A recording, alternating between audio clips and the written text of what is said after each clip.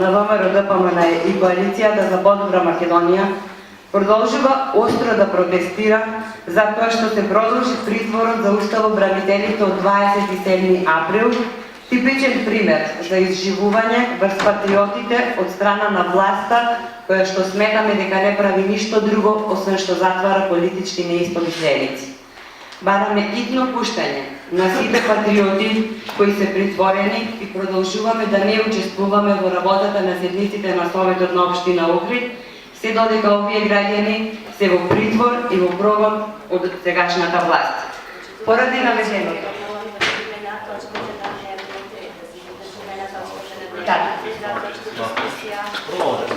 наведеното, во овој момент ја напуштаме седницата и ги повикувам сите советници кои се против вакво несовесно и нечовечно однесување да ни се придржат и да ја напуштат седницата.